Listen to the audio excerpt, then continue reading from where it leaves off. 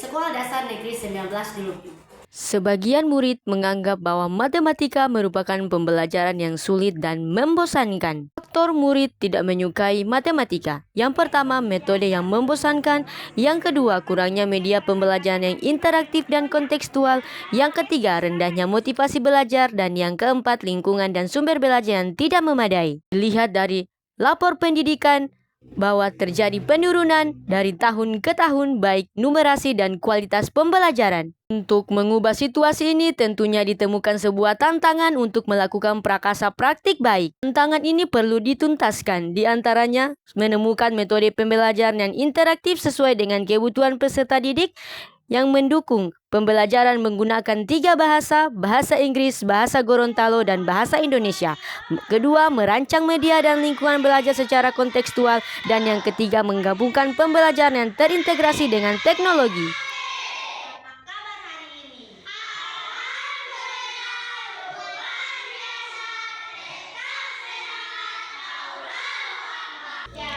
Sebelum berdoa semua tangannya diangkat, kepalanya ditundukkan ya. Tangan semangat.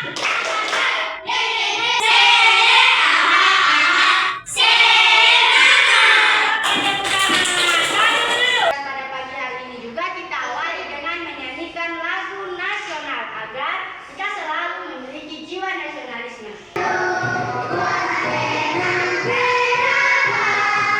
Perhatikan isinya karena setelah ini ada pertanyaan.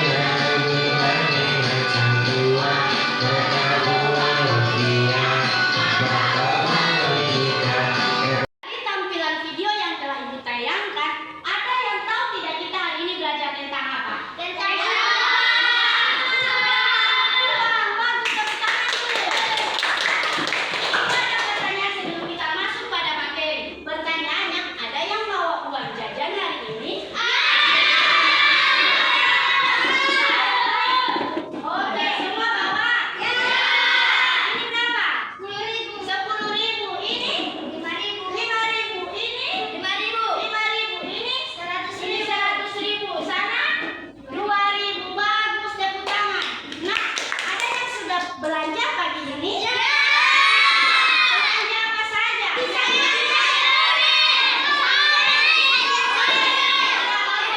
Kalau adik-adik ini ada beli apa hari ini? Pisang goreng. Adik Jadan beli apa hari ini? Somai. Ada lagi adik Iman? Beli nasi kuning. Beli nasi kuning. Oke, tepuk tangan. Tujuan pembelajaran kita pada pagi hari ini memiliki 3 poin.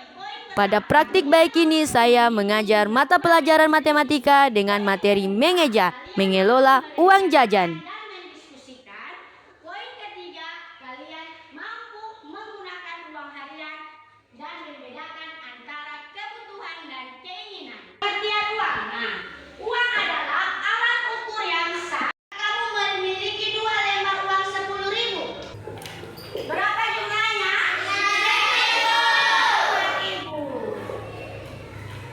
5.000 rupiah. Nah, contoh kecil seperti ini. Berapa uang ini? Berapa? Dalam rencana aksi ini, saya bermitra dengan seorang native speaker bule yang berasal dari Australia sebagai pemberi materi bahasa Inggris dalam pelajaran matematika. Dalam pelajaran matematika di SD, saya melakukan transformasi menggunakan 3 bahasa, bahasa Inggris, bahasa Gorontalo, dan bahasa Indonesia. This is 2,000. This is 5,000. And this is 20,000. How much is this one? 5%.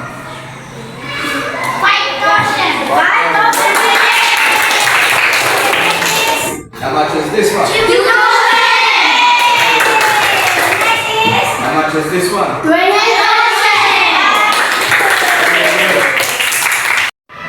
How much is this one? 2,000. 2,000. Next is How much is this one? 5,000. Very good. Very good. And how much is this one? 10,000. Wow. Dan pada mata pelajaran matematika menggunakan bahasa Gorontalo, saya bermitra dengan rekan sejawat. Wan mapapoduhe ngolol ibu, kira-kira tahu tak tota batia ibu lolihu, wow pun lolihu, maling ngolol jumur aja kami, tota kita tahu. Kalian kalau minta awu, kalau itu kan tunggal ibu, kan mulia tadi aja, dan ngolol tiap minyak masuk kota Bamali. Sini ada yang ingin bertanya? Oke, apa pertanyaannya Mijan?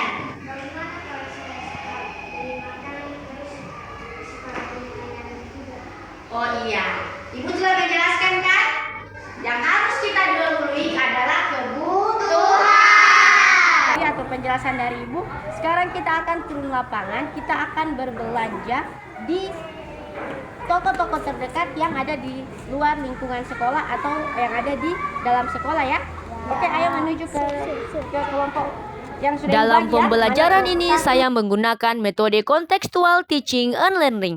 Metode ini mengaitkan materi pelajaran dengan situasi dunia nyata siswa untuk membantu mereka memahami makna dari apa yang dipelajari dan menerapkannya dalam kehidupan sehari-hari. Soalnya murah. Oh, kita hitung.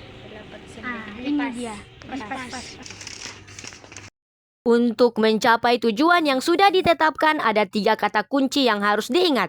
Yang pertama, cermat, kedua, terampil, dan yang ketiga, termotivasi. Jika dilihat dari dimensi profil lulusan, cermat, terampil, dan termotivasi akan berkolerasi dengan penalaran kritis, kreativitas, dan berkolaborasi.